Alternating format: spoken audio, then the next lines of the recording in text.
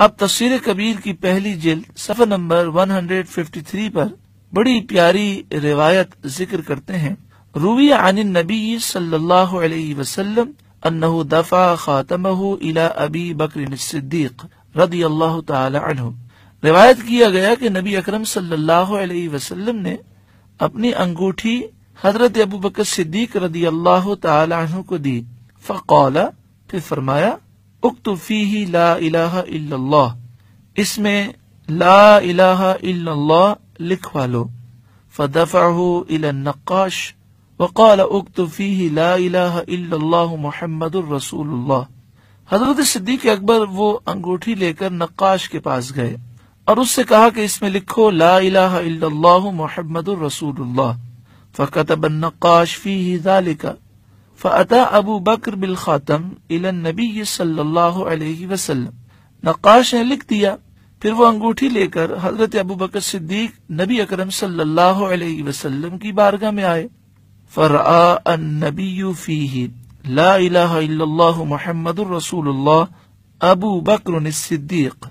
سرکار دو عالم صلی اللہ علیہ وسلم نے دیکھا کہ انگوٹھی میں لکھا ہے لا الہ الا اللہ محمد الرسول اللہ ابو بکر الصدیق، کہ ابو بکر صدیق ہیں. فقال، تو سرکار دو عالم صلی اللہ علیہ وسلم نے فرمایا یا ابا بکر ما هذه الزوائد. آپ نے فرمایا اے ابو بکر یہ اضافہ کیسا ہے؟ فقال ابو بکر، حضرت صدیق اکبر رضی اللہ تعالی عنہ نے عرض کی یا رسول اللہ ما ردیت ان افرق اسمک عن اسم اللہ. یا رسول اللہ میں اس پر راضی نہ ہوا کہ میں اللہ کے نام سے آپ کے نام کو جدا کروں. تو میں نے نقاش سے کہا کہ لا الہ الا اللہ کے ساتھ محمد الرسول اللہ بھی لکھ دو. وَأَمَّا الْبَاقِي فَمَا قُلْتُهُ، اور جو آگے ابو بکر الصدیق لکھا ہے یہ میں نے نہیں کہا تھا. وَخَجَلَ ابو بکر، حضرت ابو بکر صدیق رضی اللہ تعالی عنہ کو بڑی شرمندگی محسوس ہوئی. فجاء جبریل علیہ السلام وقال یا رسول اللہ، تو حضرت جبریل حاضر خدمت ہوئے اور عرض کی یا رسول اللہ اما اسم ابی بکر فکتبتہ انا. یا رسول اللہ ابو بکر کا نام میں نے لکھا ہے لأنه ما رضی ان یفرق اسمک عن اسم اللہ فما رضی اللہ ان یفرق اسمہ عن اسمک. جب وہ اس بات سے راضی نہ ہوئے کہ اللہ کے نام سے آپ کا نام جدا ہو تو اللہ نے بھی یہ پسند نہ فرمایا کہ آپ کے نام سے ابو بکر صدیق کا نام جدا ہو. یعنی جو آدمی جس کا ذکر کرتا ہے اس کا معاملہ اسی کے ساتھ رکھا جاتا ہے. تو جب بار بار اللہ کا نام ہم ذکر کریں گے تو اللہ کی رحمت ہمارے شامل حال ہوگی. پھر فرمایا دنیا کے سارے کام حقیقت میں انسان کے لیے زہر قاتل ہیں کیونکہ یہ رب تعالی سے غافل کرنے والے ہیں اور اس کا تریاق رب کا نام ہے. تو جو انسان رب کے نام سے سارے کام شروع کرے گا خدا چاہے تو اس کا کوئی کام غفلت پیدا نہ کرے گا. جب کوئی فقیر کسی امیر کے دروازے پر جاتا ہے تو بھیک مانگنے کی غرض سے اس کی تعریف شروع کر دیتا ہے. اسی طرح جب انسان کوئی کام شروع کرتا ہے تو چاہتا ہے کہ رب تعالی سے اس میں مدد مانگے اور اس کے پورا کرنے اور درست کرنے کی توفیق مانگے. تو وہ کہتا ہے بسم اللہ الرحمن الرحیم، اللہ کے نام سے شروع جو رحمان ہے رحیم ہے، بہت ہی زیادہ مہربان، بہت رحم کرنے والا. اور بسم اللہ سے مقصود یہ ہوتا ہے کہ میرے اس نام لینے کی لاج اے مالک تیرے ہاتھ ہے، تو ہی اس بیڑے کو پار لگانے والا ہے. پھر اس موقع پر مفتی احمد یا خان نعیمی علیہ رحمہ نے اپنا نام لکھا اور فقیر حقیر احمد یار لکھا.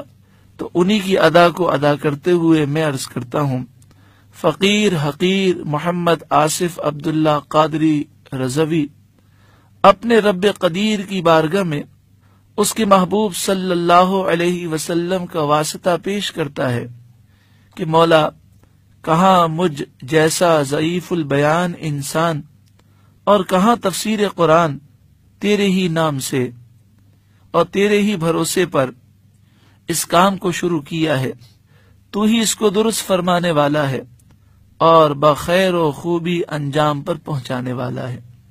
پھر تفسیر نعیمی میں فرمایا انسان کو چاہیے کہ ہر وقت اپنی عاجزی، کمزوری، نیاز مندی اور رب تعالی کی قدرت، رحمت اور بے نیازی پر نگاہ رکھے، تاکہ بڑے سے بڑا کام کرنے پر بھی اس کے دل میں یہ غرور پیدا نہ ہو کہ میں نے اتنا بڑا کام کر لیا، بلکہ یہ خیال رکھے کہ جو کچھ کیا رب نے کیا، اس کا فضل تھا کہ مجھ سے کرا لیا۔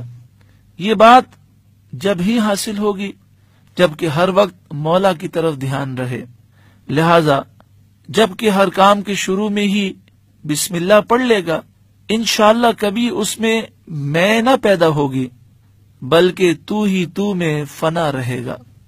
تفسیر کبیر جز اول صفحہ نمبر 152 پر امام فخر الدین محمد بن ضیاء الدین عمر رازی آپ لکھتے ہیں روی ان فرعون قبل ان یدعی الالہیہ بنا قصرا، روایت کیا گیا کہ فرعون نے خدائی کے دعوے سے پہلے ایک محل بنایا، وَأَمَرَ أَن يُكْتَبَ بِسْمِ اللَّهِ عَلَى بَابِهِ الْخَارِجِ، اس نے حکم دیا کہ بیرونی دروازے پر بسم اللہ لکھی جائے۔ فَلَمَّا ادعا الالہیہ، پھر جب اس نے خدائی کا دعویٰ کیا، وَأُرْسِلَ إِلَيْهِ موسیٰ، اور اس کی طرف موسیٰ علیہ السلام بھیجے گئے، وَدَعَاهُ، تو آپ نے اسے اسلام کی طرف بلایا، پھر آپ نے دیکھا کہ یہ ہدایت پذیر ہونے والا نہیں اور اس میں آپ نے ہدایت کے آثار نہ دیکھے، قالا، تو آپ نے عرض کی الہی کم ادعوہ ولا ارا بہ خیرا، بہت مرتبہ میں نے اسے دین کی دعوت دی لیکن اس میں تو خیر مجھے نظر ہی نہیں آتی۔ فقال تعالی، تو اللہ تعالی نے ارشاد فرمایا یا موسیٰ لعلک ترید اہلاکہ، اے موسیٰ آپ اسے ہلاک کرنا چاہتے ہیں، انت تنظر الی کفرہ، آپ تو اس کے کفر کو دیکھ رہے ہیں، وانا انظر الی ما کتبہ علی بابہ، اور میں نظر فرماتا ہوں اس چیز کی طرف جو اس کے دروازے پر لکھی ہے، یعنی جو بسم اللہ اس کے دروازے پر لکھی ہوئی ہے۔ پھر امام فخر الدین رازی فرماتے ہیں وَالنُّکْتَةُ، اس میں یہ نکتہ ہے، ان من كتب هذه الكلمة على بابه الخارج صار آمنا من الهلاك وإن كان كافرا، اگر کافر بھی اپنے بیرونی دروازے پر بسم اللہ لکھ لے تو ہلاکت سے بچ جاتا ہے۔ فالذي كتبه على سويداء قلبه من اول عمره الى آخره كيف يكون حاله، تو وہ مومن جس نے اپنے دل کی گہرائیوں میں ساری زندگی بسم اللہ کو لکھ کر رکھا اور ہر کام سے پہلے وہ بسم اللہ پڑھتا رہا، تو اس کا کیا حال ہوگا، وہ کیوں برکتوں اور رحمتوں سے محروم ہوگا۔ تفسیر کبیر جلد اول صفحہ نمبر 153 پر ہے ان نوح علیہ السلام لما رکب السفینہ قال بسم اللہ مجریہا ومرساہا، حضرت نوح علیہ السلام جب کشتی میں سوار ہوئے تو آپ نے کہا جیسا کہ سورہ ہود آیت نمبر 41 میں ہے، بسم اللہ مجریہا ومرساہا، اللہ کے نام کے ساتھ اس کشتی کا چلنا ہے اور ٹھہرنا ہے۔ فوجد النجاۃ بنصف هذه الکلمہ، تو اس آدھے کلمے کی برکت سے انہوں نے نجات پا لی، یعنی بسم اللہ الرحمن الرحیم میں سے صرف آپ نے بسم اللہ کہا تو پوری کشتی نے نجات پا لی۔ فمن واظب علی هذه الکلمہ طول عمرہ، تو جو کوئی ساری زندگی پابندی کے ساتھ بسم اللہ الرحمن الرحیم پوری پڑھتا رہے، کیف یبقى محروما عن النجات، تو کیسے وہ نجات سے محروم رہ سکتا ہے۔